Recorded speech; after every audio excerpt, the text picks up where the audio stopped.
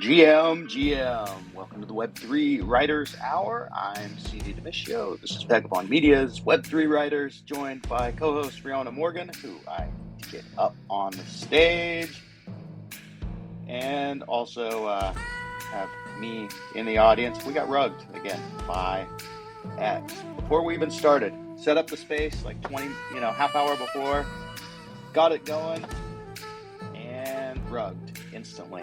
It's pretty frustrating when that happens, but like you like to say, sometimes a good rug brings the room together. Riona, how's it going? Welcome. Glad you're up here with me. Thank you. Thank you. Good morning. Good morning. And a happy post Memorial Day honor to you, sir. And I'm so happy to be here with everybody. I know that we'll have lots of other people come in and join us. I'm going around sharing the new link everywhere I shared the original link. And so we'll see more people very soon, I'm sure. Well, I'll let you do that.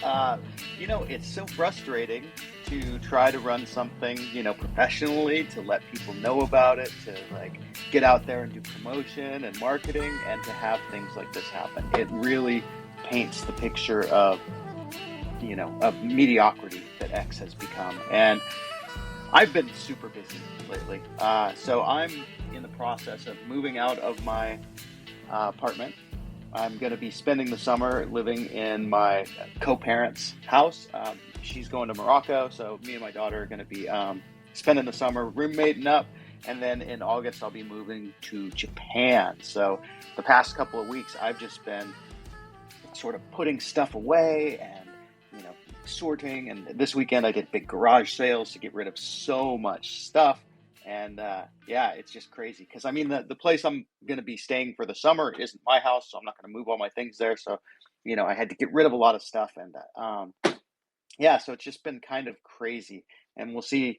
Maybe today will be a non-event because the rugging that's happened in the past with X has really made me gun shy about putting any effort or energy into actually promoting anything, which is super counterproductive, right? It's like you build something and you want to promote it, and you want to really like let people know about it, but there's like a 50% chance that it's going to fail before it starts every time. And so it really sort of sucks all the energy out. So, even though I joke a rug brings a room together, man, it's such a bummer. And I think I'm thinking about just like quitting using X completely. I don't know exactly what we'll do to make that happen, but that sucks because there's so many people that join us here on X who come on a regular basis, who know where we are. And also we have new people that find us, new writers, new publishers, new Web3 projects that, are interesting and have stuff to share. And those people find us through X.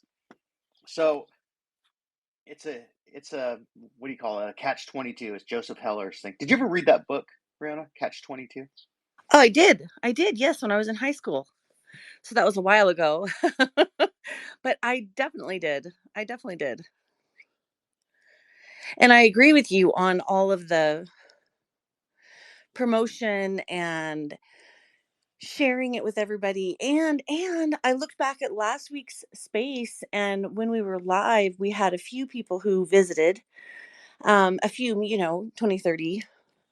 But then later we had like 57, 60 people that listened to it after the fact. And so I'm just I wish there was a way that we could reach out and say, Elon, this is a huge piece of how we connect with people and how we connect with others and how we connect with other writers and all of this kind of stuff. And I'm just like, please fix that piece, you know, just that one.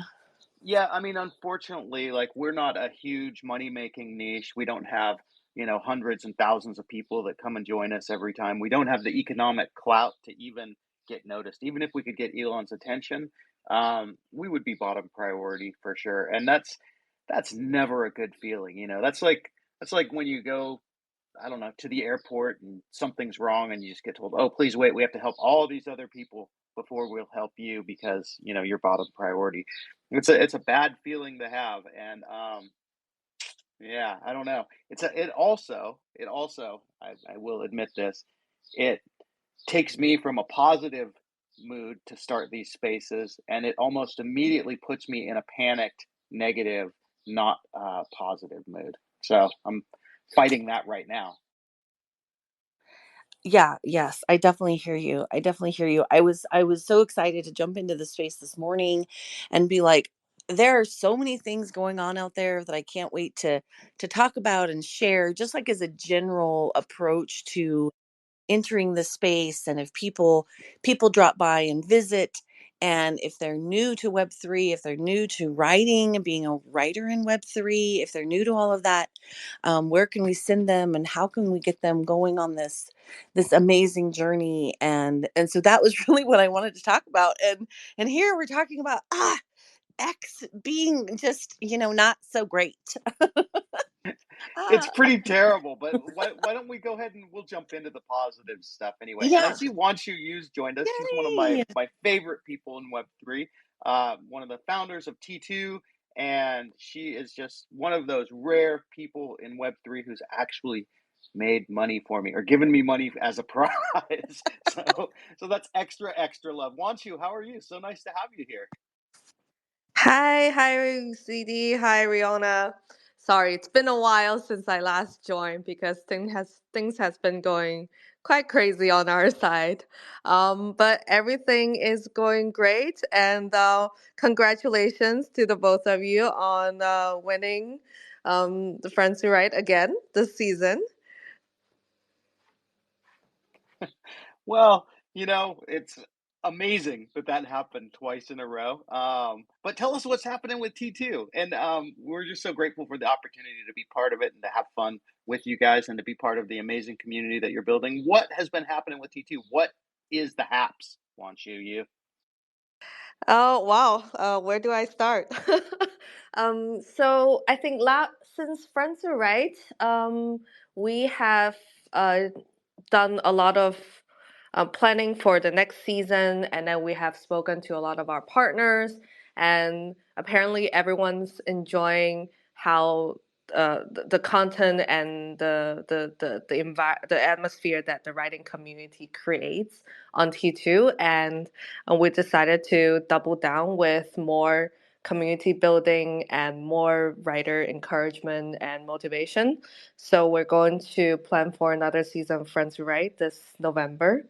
But before that, oh, wow, this is also something low alpha, not alpha, but we're going to start a kind of like a um community creator type of encouragement plan.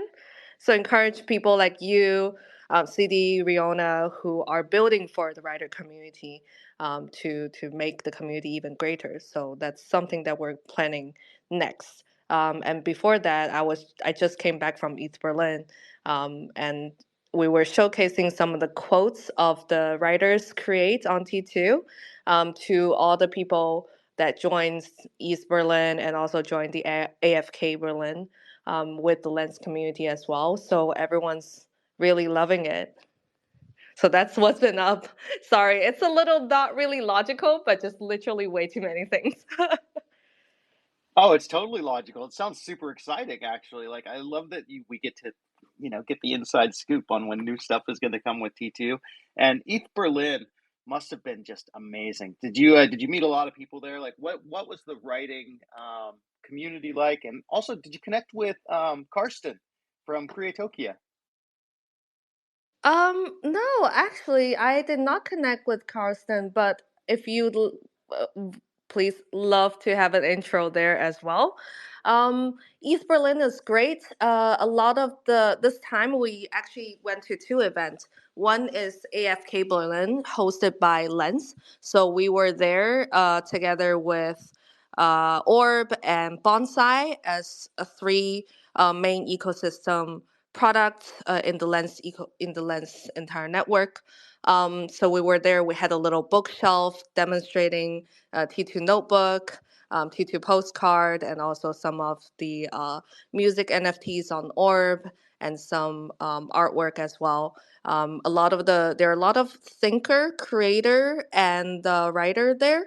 We actually have two writers that were from Friends Who Write, and because they're one in France, the other one is in Spain, so they actually joined us at the event.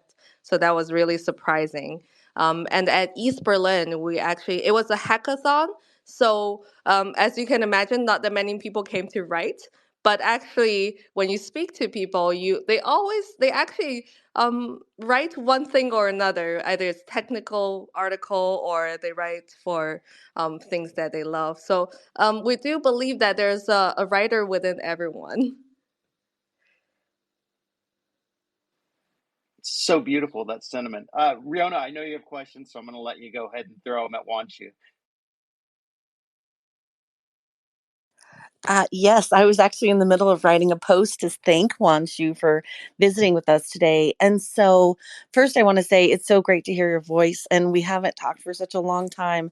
And I'm so excited for all of everything that's going on at T2. And I can remember way back in the early days when I first was reading about what your vision was and what you all were going to build, and how it just like looked like this jumping off point into this um, ecosystem of amazing space that honors writers and pulls writers together and connects us in ways that we haven't even yet imagined. And I just wanted to say I'm so happy that you are here with us today.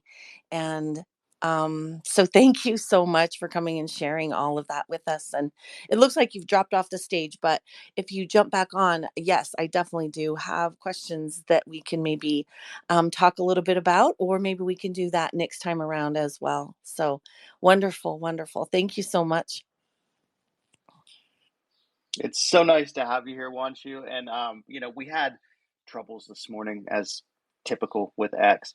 When is T2 going to start a Spaces type of platform? Because that would be amazing. We would just move there instantly.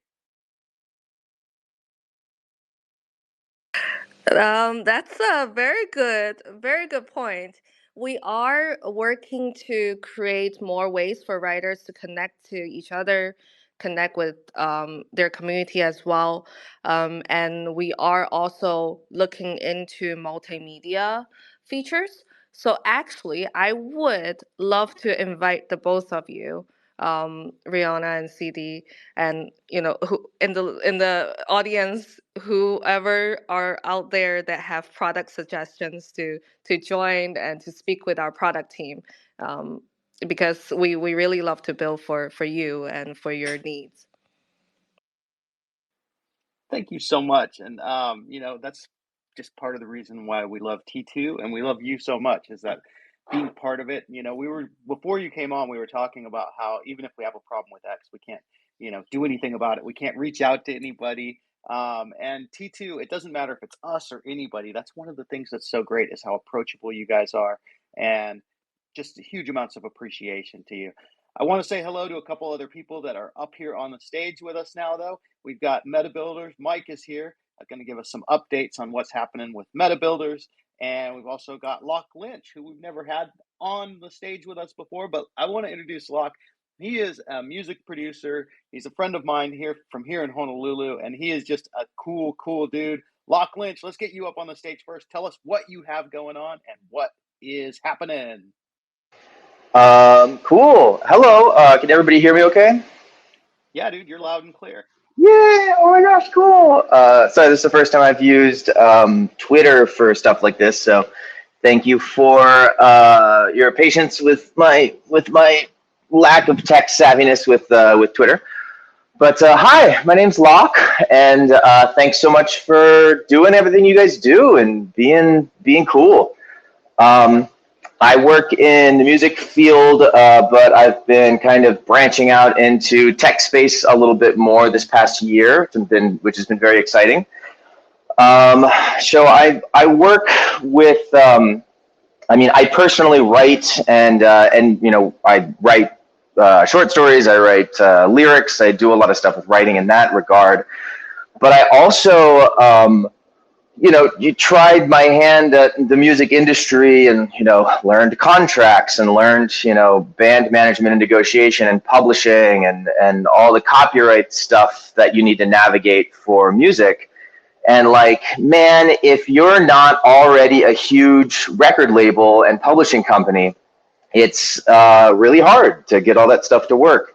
So the fact that you guys, so I was always very interested in alternative publishing models, especially now that I'm doing tech stuff that utilize, new technologies exactly the way all of you guys are doing. So when I met CD and talked to him about all the stuff that he's doing, it was very exciting to see people trying to not only talk about solutions to this problem, but seeing people actually build things that are solutions to this kind of problem. So that's why I'm here, because what you guys are doing is literally everything I've been wanting and hoping people would start doing. And yeah, however I can help, whatever I can do, and however I can, in my heart of hearts, I want to figure out ways to make new publishing models work for musicians as much as you guys are doing that for writers. So that's why I'm here. And yeah, thanks so much for letting me step in and ramble for a minute. We love it, man. It's so good to have you here. Yeah, and music is creativity, and music writers, songwriters are writers. And when we're working on publishing models and things that are basically opening the door to getting past those huge gatekeepers that the publishing industry, the record industry, the art gallery industry, I mean, all of those have these huge like gatekeepers. And for most of us who have come into this Web3 journey in terms of like writing and creatives, the reason why we came in wasn't to be degens, not to like make a bunch of money, not to speculate, not to become the next generation of bankers, not to become, super rich, important Bitcoin millionaires. Although, that would be fucking cool, right? If it accidentally happened along the way. But but the reason why we're here is to empower the voices that actually create shit, to empower the people that are actually writing, that are producing music, that are making records, that are, writing books and short stories and poems and code even. And so everything that we're working on with PageDAO, with Vagobond Media, I think also with T2 and, what everything that Wanshu's doing, everything that Mike with Meta Builders is doing, all of that is to empower creators. It's to, you know, people joke, they go like, oh, I came for the tech but I stayed for the money. But no, we came for the creatives. That's what we came here for. And I think that's across the board why we're here. We came for the creation. We want to create new shit. We want to make new worlds, and we want to make new better ways for people to be able to get their stuff out there, to share their stuff, to make friends, to build community. And hey, if you make money along the way, that's fucking awesome too. We love it. Okay, so that's my rant. I want to hand the mic to Mike from Meta Builders, the mic to Mike, and see what's going on with you, Mike. Aloha. Yo, how's it going? It's going good. How's it going for you? Pretty well. Thanks for having me on. I just went on a little walk, so it's windy. So if I cut out, I'll just chat later. But as of right now, same thing we've been doing for years, man. Just trying to build the decentralized autonomous infrastructure for the future of service providers. Once the AI takes over and there's humans left over building things, we want to make sure they're doing so in a decentralized fashion that allows for people to do the things they enjoy and hop in and out and provide value and get paid for that value without having to worry about bad actors. And if there are bad actors, we'll build that decentralized infrastructure to show that on the blockchain, basically utilize the blockchain for what it's for, except for bring that into the real world, and let it highlight our behaviors as well as, not just our monetary transactions, but our transactions with one another. That's a great point. Like mediated transactions between each other, not just the monetary kind, but the first. So I launched a meme coin back in 2018, and we got rugged and failed. I've talked about this before, but the whole point of that coin, it was called Lupex, and our thing was proof of friendship. We wanted to build a web that basically showed friends of friends of friends. It was basically like a social network using blockchain where you could show your connections to people and you could actually show proof of friendship on the web of connections on the blockchain with LoopX.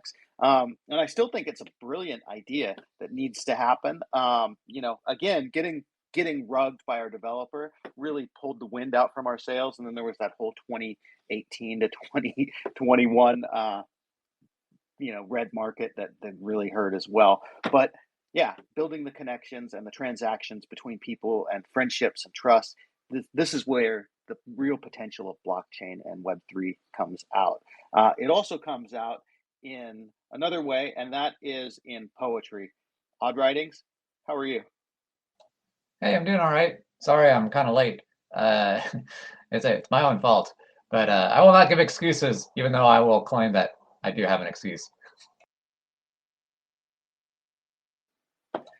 You should have said that the same forwards and backwards, just to be consistent. Yeah, yeah. I've been doing the working on my poems and putting some on the blockchain, and then also tying that in with books, sort of connecting the two together.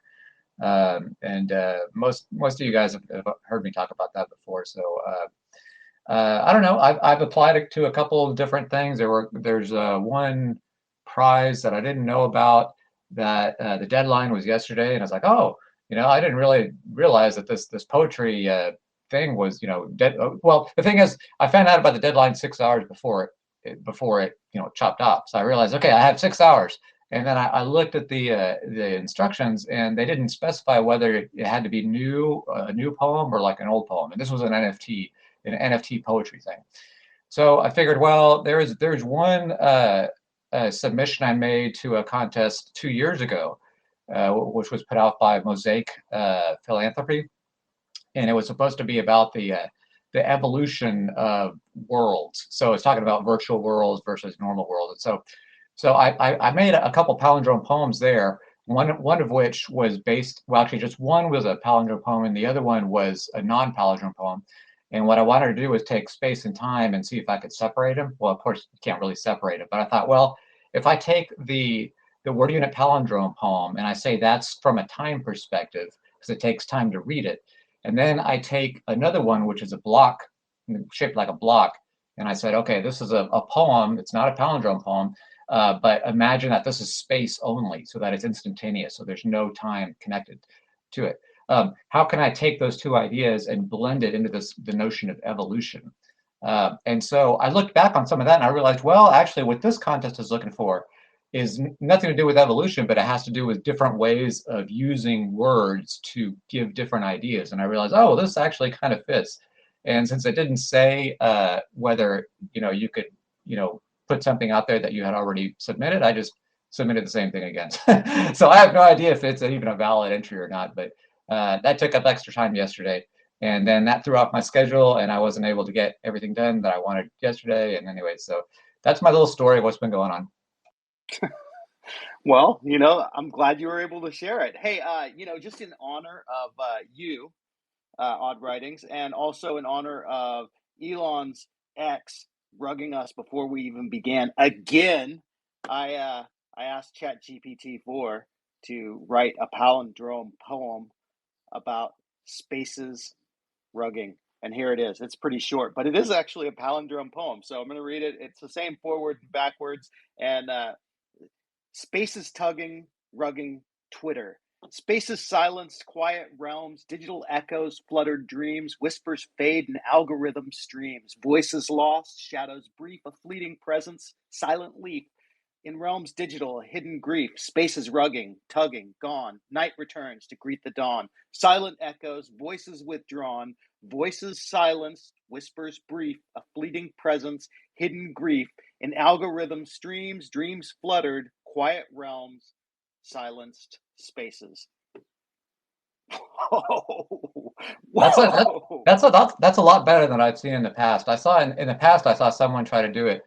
Try to get ChatGPT to do something like that. And it wasn't even a palindrome, a word unit palindrome. This one was, and it's actually pretty good. The only thing is it's sort of like one long run-on sentence. But what's also striking to me is that it actually managed to put a few rhymes in there as well.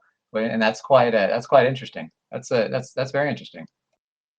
I read that for the first time just because I made it while you were speaking, and I'm blown away that I could not have written that, and it kind of blew me away, George. It's scary actually.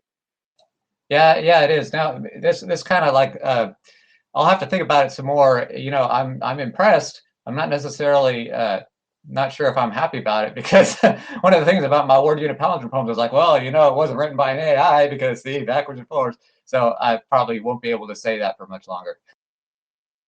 Okay, but wait, I am looking at it and I'm seeing that it cheated a little bit. So the first line is spaces silenced quiet realms, and then the last line is quiet realms silenced spaces, and really it should have been realms quiet silenced spaces. Okay. So it's not there yet, but it's getting there. It's getting there. It's getting there. That was way better than I expected it to be. That's for sure. Well, that's a great experiment. Great experiment to do. I feel bad for having missed the first half, so I don't know what you guys were talking about. We were talking about you the entire time, my friend. Like, that's it. You see, everybody's like 100%.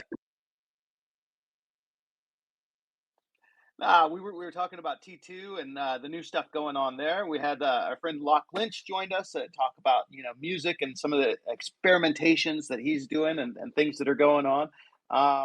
Riona talked a little bit about some of the stuff that she's seen this week, but we haven't dove completely deeply into that. And Riona, I think now's your chance if you want. Okay, yeah, definitely. But I want to take a second really quick and ask Wanshu my one question and see if she has a moment to jump in and give us the answer. And so Wanshu, my question is for people listening now or listening in the future, how do they get to T2 and what should they do when they first get there? What would you recommend for a new person to the space who wants to be involved there with you all? And so yeah, just jump in and let us know so that we can share that with our audience. Oh, wow, Rihanna, that's very kind for you to ask this question. Yeah, so if you want to give T2 a try as a reader or writer, you can just simply go to t2.world, um, t2.world. And then from there, you can create a account either with a wallet address or with an email address. Once you log into T2, we can do some reading and earn some time points. And with the time points, you can join a territory that you're very interested in. It could be a horror territory, story territory, Web3 territory. We have a vinyl territory if you're also a music lover. So really, just explore and um, make friends and read and create. And if you do want to be involved further, if you want to help us with our product, if you want to build a community on T2 with our help, reach out to me. I'm reachable on Twitter, on email. Yeah. Thank you, Rihanna, again.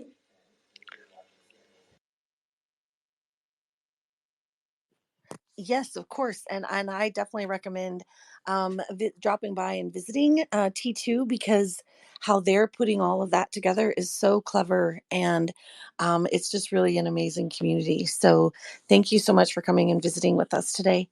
And then my next piece, I want to talk about IP, intellectual property. And so there's quite a few of us happenstance on the stage today with Locke Lynch and Wan Shu and Odd Writings and I just want and a CD of course. I just really want to talk about where everybody believes the IP protections are, what we're hoping to see more of in the future, and because we're really building all of us together who are in the space, I really feel like that's one of the paramount pieces that blockchain can really help with. And so I just wanted to get people's general sense of where you think we are now, where we're hoping to be, how we think blockchain can help with this, and what what what concerns we might have, just open that conversation up. And so, CD, I'll pass the mic to you, and maybe you can jump in, and then we'll just round robin it around and see what we can learn. Okay, so I do have thoughts on this. So early on in the early 2000s, I sort of saw, I really got the shaft from digital books before there was DRM built into any of them. And even when DRM got built in, I still felt like, okay, so you can still write copy click and or left, whichever. You can still copy paste anything, especially if it's published on the web. So my idea at that time became, the idea of copywriting and protecting your work is dead and gone, and there's no way to do it. The only way to actually protect your work is to be able to write more of it. So what you've written is already out there, it's already used. Just make it free, make it available for anybody, because it's going to get copied and posted and downloaded anyway. And the only thing that really protects you as a creator is your ability to create more. That was what I was thinking. And then this is the reason why I got so excited in around 2017 when I saw CryptoKitties first, because I looked at it and I said, wait a minute. So now we have a way that we can actually digitally sign and protect and prove provenance of our writing, of our creativity, of our code, of anything. There was a way to suddenly make um, copyrightable and protectable, as opposed to just being digital stuff that can just be copied and pasted wherever. It can still be copied and pasted, but this way you have a significant proof. So for me, that's where we are, and things have moved really, really slow in this space, and I completely blame it on money coming in, and on the fact that huge amounts of money came into the crypto space, came into the Web3 space, and that became the major focus. And you've seen it by writers and books and stuff, that writing on Web3 has largely been ignored by the mainstream. There's a few small blips that have actually like done well and gotten investment and things like that. There's and it's what makes me so excited about Wanshu and T2 is the fact that they are actually like partnering up and getting investment and making things happen, in this way. And same thing with Paragraph as well. So yeah, I think we're in such the beginning stages, like that it's really exciting that now there is a chance to protect our IP, to create provenance, and we're still, even though we're like, you know, gosh, from 2017, we're 7 years later. I still think we're just right at the very beginning for writers and writing. I'll stop there because I'm starting to repeat myself a little bit.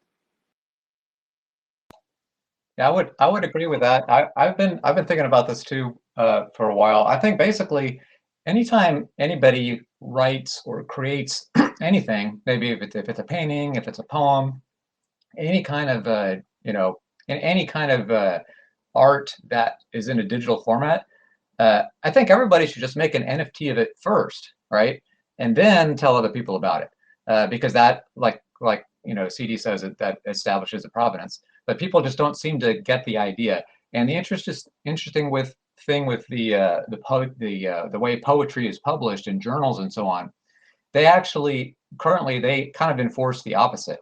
They say, well, if you want to send us a poem, you can't have it anywhere. You can't have it posted anywhere. You can't have it on your on no one has been able to see it because we want first publication rights. And then as soon as we first publish it, then other people can see it.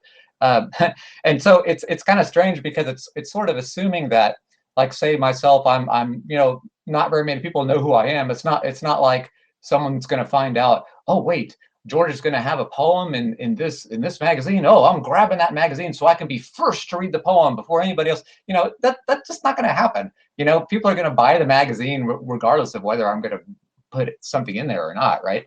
And so this, if everybody had NFTs as being the very first thing that they did or published, then the whole way that the poetry magazine publishing industry accepts submissions would have to be backwards. They'd have to say, in fact, I would think that they would want an NFT instead of something else, because then they could prove, okay, well, look, this guy obviously he didn't copy it from somewhere else, so there's no plagiarism here. This is like the original thing.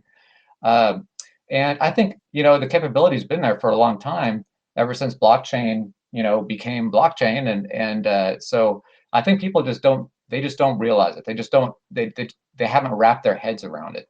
And so anyways, I'm a big proponent of having everything be on an NFT even before you let anybody else know about anything else. So, first of all, wholeheartedly agreed. And the thing that, if you don't mind me rambling for a little bit, in the music world, the digitization and free distribution basically of music, I mean, that happened back in the 90s. Like, this has been everything that we're running up against has been something the music industry has been dealing with for a long time.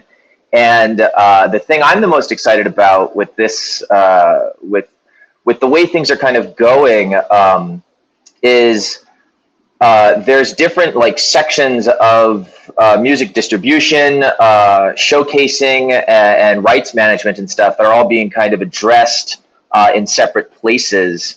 But for instance, Wavelake is experimenting with a platform for showcasing your music, playing your music, letting people listen to it. It's kind of a Spotify style thing.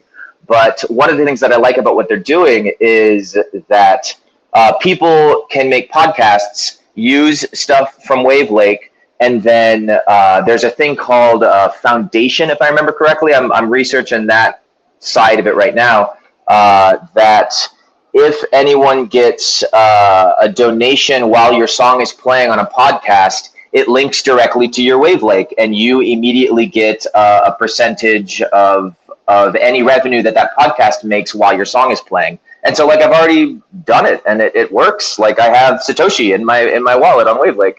I just need to figure out how to set up my Lightning address correctly so I can get it off of there. But so though, it's kind of flipping that publishing model on its head in a very positive way, where and this is something that I think musicians in particular would be a good like first case for kind of experimenting with this kind of stuff, because musicians are so used to just being like, well, write the song, throw it out into the world, like as soon as it's online, like you're done, like you can't do anything about people just downloading it for free.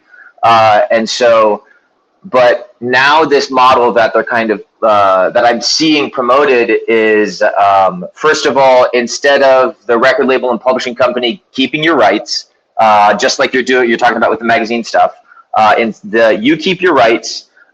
You keep 90% of any sale, any amount of money that's coming into you. 10% of it goes to administrative fees for the thing, for Wavelake, for instance, in this case. But no one makes any money until someone actually donates money. So like the user the listener at the end of the chain, if they donate money, or if they pay money for a podcast or whatever, that kind of model, that money immediately gets distributed amongst all of the people that are involved with it. And so the fact that that's automated now, or can be automated, the fact that there's proof of concept of people doing that is really awesome. Where I think the PageDAO kind of model and models that utilize NFTs or utilize anything that tracks provenance like this is going to be really awesome is once you have the listener donating to the podcast, you have the podcast splitting those profits with the people whose art they're using. And then where I'm interested in it is after that money has been sent to like the band's Wavelake, how do I then create not only revenue royalty streams to whoever the artists are involved with making that music, but also you can make another layer of permissions with NFTs. Like they don't just need to be revenue royalty streams. You can create voting rights with that because, for instance, sync licensing, or if in the writing world, what happens if you have? I guess the metaphor kind of breaks down because a writer is usually just one writer, but like say you have like a whole group of people contributing as writers to a book. How do you then make decisions on whether or not that book that you all wrote together is going to be made into a movie? Like what kind of voting rights does everybody have involved with that art, as opposed to just who gets the money from this art. And the thing I'm the most excited about with I'm trying to learn if NFTs can do this, which it seems like they can, is that you can have NFT layer that's just royalties. You can have an NFT layer that's also, if you have this coin, you can make decisions about what this art does. And then you just construct, and then you can construct some kind of voting schema that you can all agree on when you make the NFT, when you print the NFT to begin with, or print the thing that tracks that kind of prominence and that kind of decision-making ability. And then there you go. And then, like, if somebody in the music world, for instance, it's called sync licensing. Once somebody wants to put your song in a TV show or a movie, like, usually that's a huge, like, that kind of decision-making process is very far removed from the band. But now the band can set up from the very beginning an active living contract using smart contracts and that kind of stuff, in order to have already had that decision-making process set up. And then, for instance, like some movies, like, hey, we want to use this song, it immediately blasts an email to everybody or some kind of thing that allows them to very quickly make those decisions, so that that TV show or movie can move forward with using it, and everybody can be happy with that situation. So there's two steps in this process that have been kind of handled by certain people, like Foundation for podcasts, Wavelake for distributing your own music. But I'm very interested in this last step of, like, who gets to make the decision about the copyright management. Instead of it being a publisher and a label, we can automate it to the point where the band or the musician is still in control of that decision-making process, but, like, all of this administrative communication and negotiation stuff is basically taken care of. So that's the thing where I see, hopefully, that's where I want to help with development with this kind of stuff, is that last step of, like, decision making, and the royalty revenue stream stuff is basically set already. It was basically done, but figuring out a way to help people create and track their permissions and stuff across, with provenance and all that kind of stuff. Whew, sorry, I'm rambling a little bit at the end, but yeah. So I've seen good development, but there's still room for interesting development in this last step in my view right now. Yeah, I agree. And that last part you said has DAO DAOs written all over it. So CD and Riona, I don't know if you guys want to speak about the Vagobond Media DAO that there is. Yeah, well, I mean, we've been slowly building it. So some people jump in really fast. We've kind of been putting our toes in the water, just like 1 centimeter at the time. So the Vagabond Media DAO, VM DAO, is built. We took our senior editors, our junior editors, and some advisors and people who have been contributors, and those are the people that we put in the main decision-making seats of VM. And so our mission eventually is to start a sub DAO with VM DAO that is going to be called Community and or Contributors and Collectors. So CNC is going to be the sub DAO. It's going to be community and collectors. It'll be people that have collected either our podcast NFTs or our magazine NFTs, and who are collecting those. They'll have a voice in it, as well as people who have contributed articles, people who've contributed art, or who, even coming on spaces like this. And, step by step, we're still doing a lot of baby steps, but essentially we want all of the people that have, all the stakeholders, we can say, to have a voice.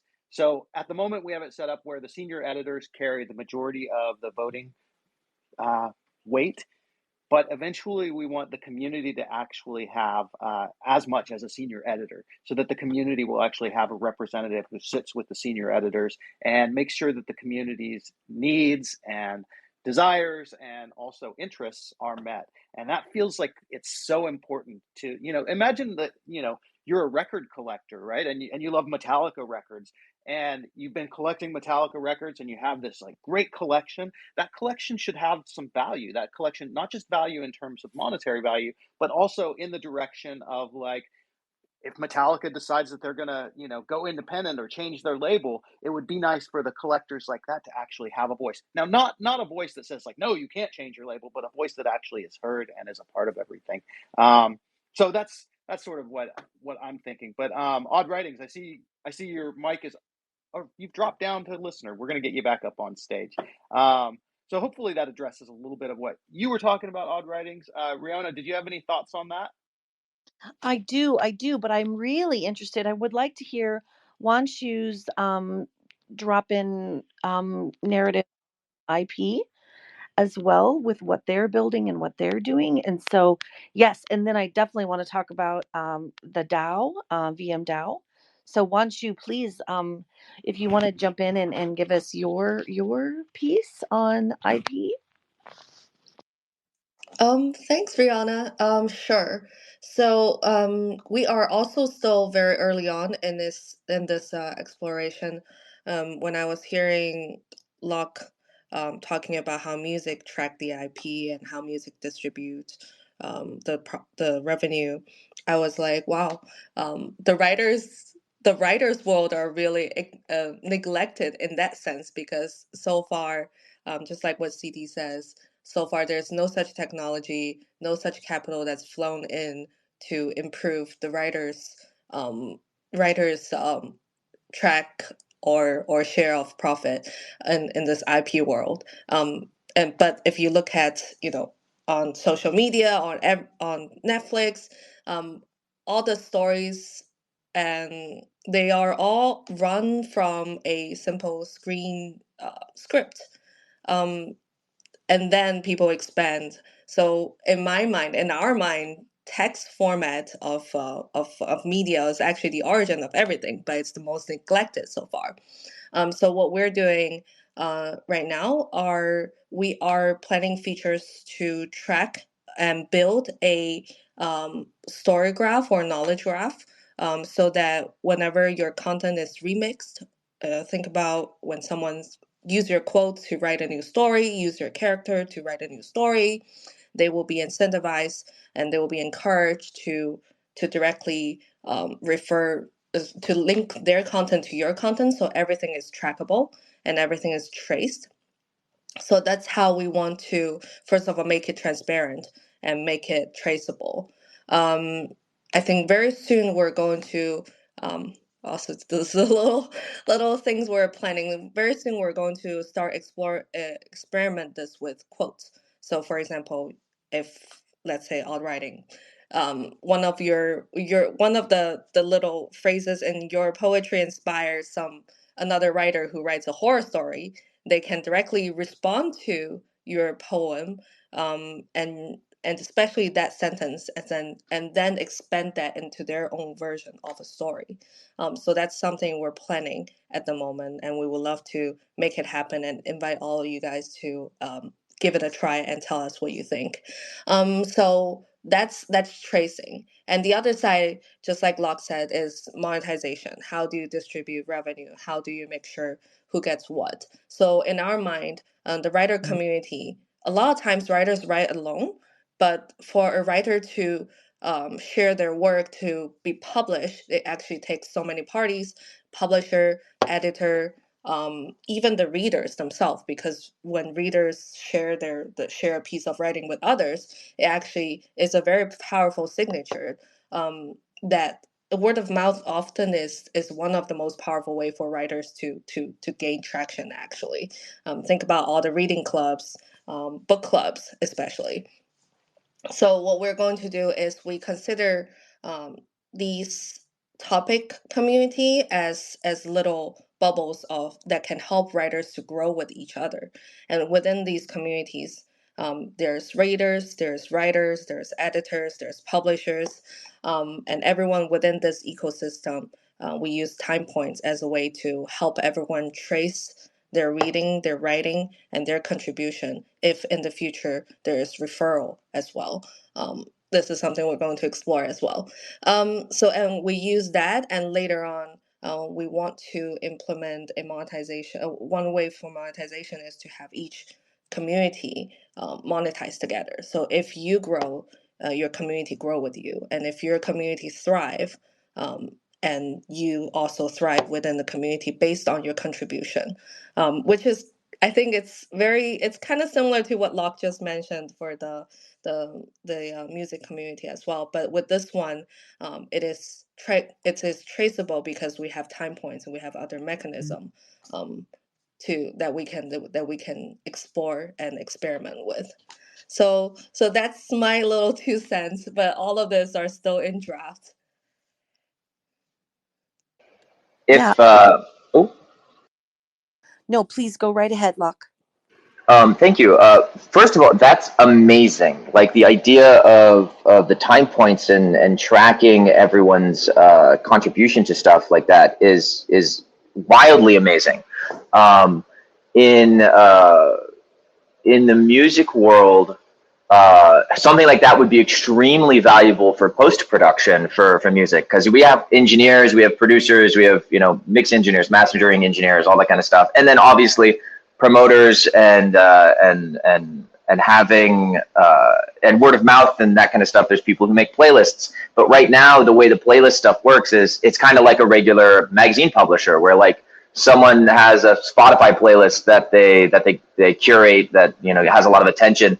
As an artist, you just have to straight up pay them. You pay them money to have them put your song on their playlist, and it's very frustrating because if that person who had that playlist had a way to be like, hey, no, like put your stuff on here, or like I'll put it on here, and if it makes any money, then all of us make money. Then suddenly you're flipping it from the artists have to shell out all this money all the time to, anytime anyone makes money, we all make money, which is great.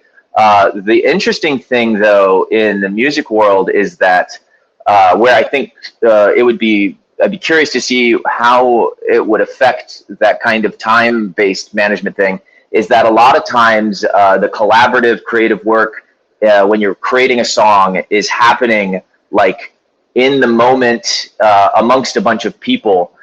So it's like you put everybody in one big room, and then 10 hours later everybody falls out of the room and there's like a song basically there. So figuring out ways to not only track the amount of time that people are spending like individually or in this regimented way, but also adding to that some decision making that allows the people involved with the creative process to kind of know that, like, hey, if we've all been sitting in this room for 10 hours writing a song, there's a way for us to be comfortable that whose contribution was more or less or whatever. Like having those kinds of things worked out in some way show that people don't feel gypped, like you were all in the room together. And so there's two different models for that. One is the LA model, then two of many. One is the LA model, where it's like, hey,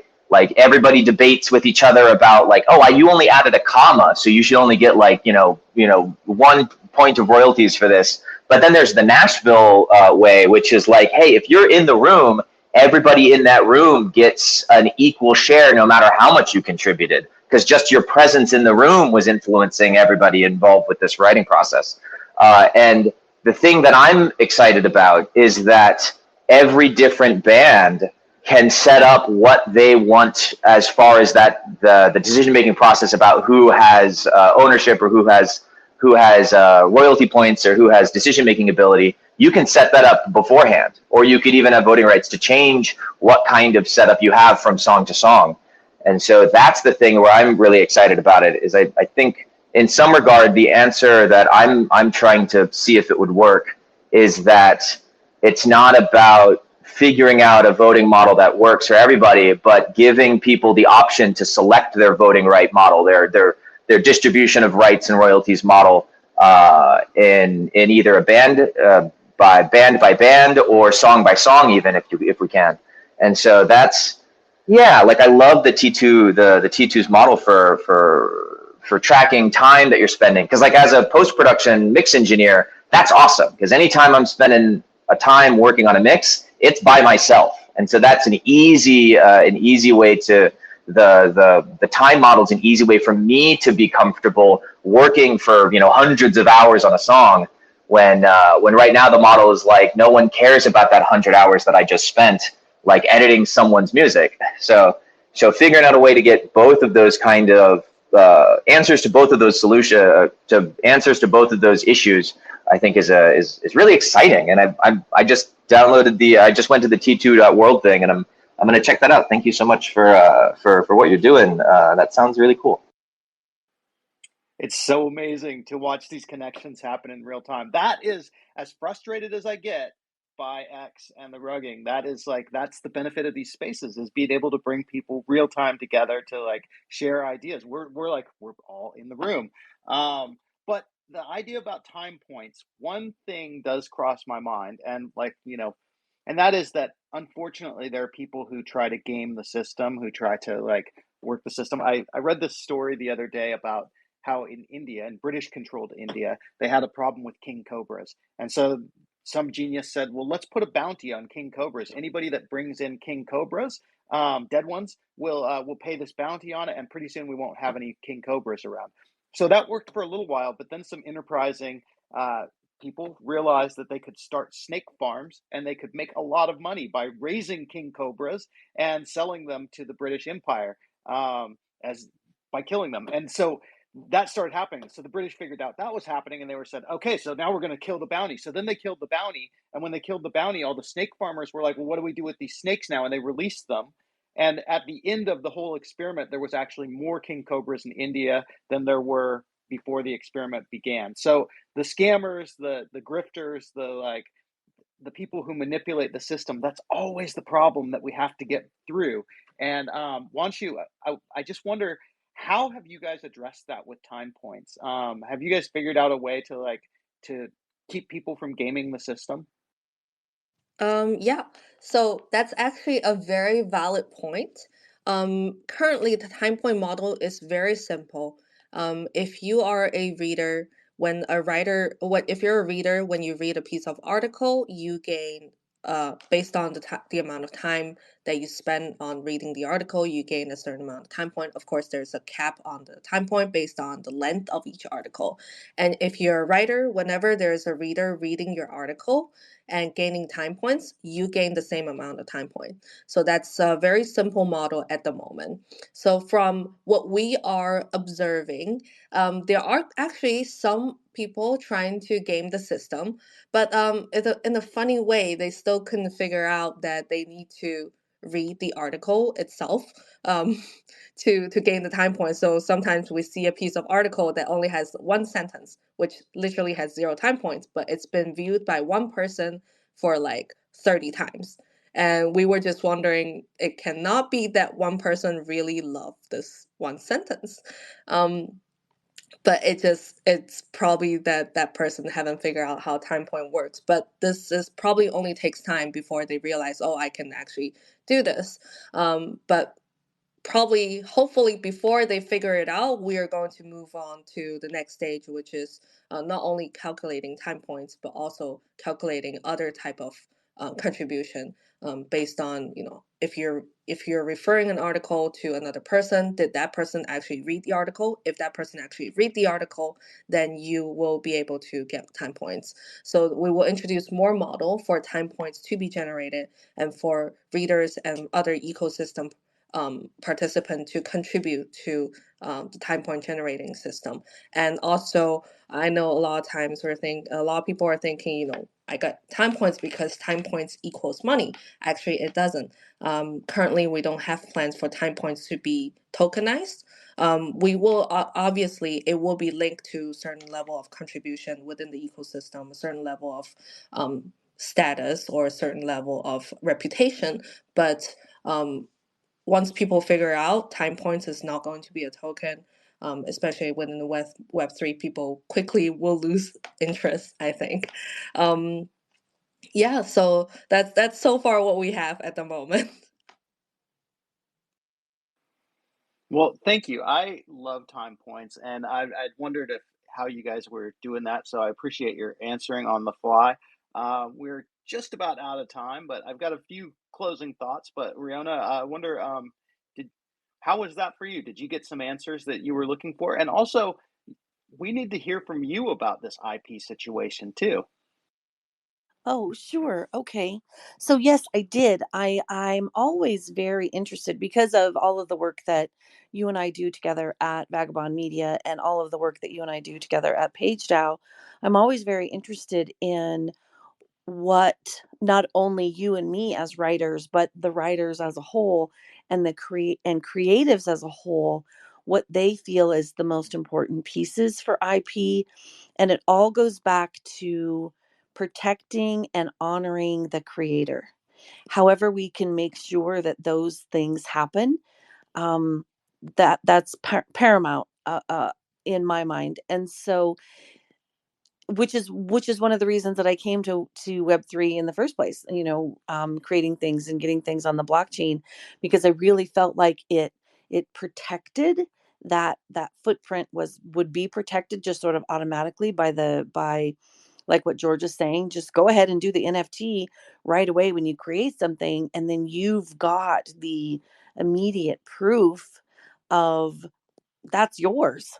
And um and then honoring taking the next steps down the line, like what Locke was saying, and Wanshu, of course, and all of us, um, honoring the creator and honoring the people who put the work in and the time and the care and all of that. And so I just really feel like we're all saying the same thing, and we're all still on the same page with all of this, and that's really what we want.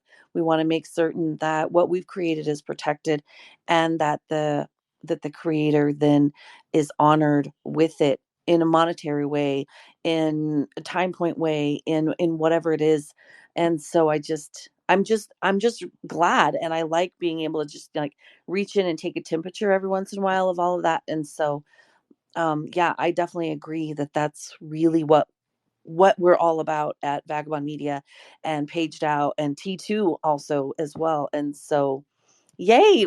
It's so nice to just be have that reaffirmation of we're all still doing this for the reasons that we're doing it, and we're building this together, and that the rising tide will raise all boats. And so, I think I said that in the very first conversation that I had with CD years ago. And so I'm so glad that we're still in that same place, even though we're growing so quickly. So yeah, thank you. It just takes me so many times I've been asked in this space, like, if you're not here for the money, what are you here for? And I mean, again, don't get me wrong, the money is nice, and I would love to see the money and the monetary rewards, but some of us weren't born to make money. Some of us were born to make, just to create, just to make things. That's what we're here for. And this idea that we live in a society where we're supposed to take our gifts and turn them into money somehow, and in the process of doing that, sort of like, I don't know, support ourselves. It's a very complex ecosystem that we live in, and in the process of trying to turn your gifts into money, a lot of times your gifts get destroyed or they get run down or ruined. And my hope in this space, my hope in everything that I'm doing, is not just for me, but for everyone like me who's a creator, everyone who has this idea of like they want to create, they like feel inside their souls this idea of they want to make music, they want to make art, they want to write code, they want to do mandalas on the beach and take pictures of them, like any of this stuff. I want them to have the opportunity to do that. I want them to be able to share their work, to protect their work. And hey, if they can make money from their work too, either now or maybe 100 years in the future, their grandkids or their great grandkids get to collect a little bit of money for their work. That's why I'm here. So that's kind of my closing thought on the IP thing. The other thing I want to say is we got off to a rough start, which happens about 1 in 3 times using X. We get rugged before we start. I don't understand exactly what the situation is, but it's become so frustrating. And there's not a very viable alternative. Just by the value that this conversation has had with all of us joining together today, in a brief 1 hour, and sharing these ideas and thoughts with each other and with other people who are going to listen to this as we make it a podcast and put it on Apple Podcasts and make it into on Google Podcasts and all that stuff. All the people that are going to hear this are going to have these ideas and these values. So, but I don't think we need to confine ourselves to X. I'm not positive we will be back in the same place next week. I'm not positive we'll be back at the same time next week because hard to tell those things, but I have sure enjoyed spending this hour with you guys, hearing all of your thoughts and ideas. And as always, I'm so grateful for you and so grateful to be a part of this community and a part of this space. And with that, we've gone a little bit over, but we'd like to close out this space with an aloha. So at the count of 3, if you're on the stage, just open up your mic and say an aloha to the world. It means love, it means connection, it means we all respect each other. So 1, 2, 3. Aloha. Aloha. Web3 Writers is brought to you by Vagobond Magazine and published on Apple Podcasts through the Substack app. You can find all the episodes on Apple Podcasts or at Vagobond, vagobond.substack.com. Our theme music is composed by the amazingly talented Paolo Argento and brought to us courtesy of Pixabay. You can find the link in the show notes.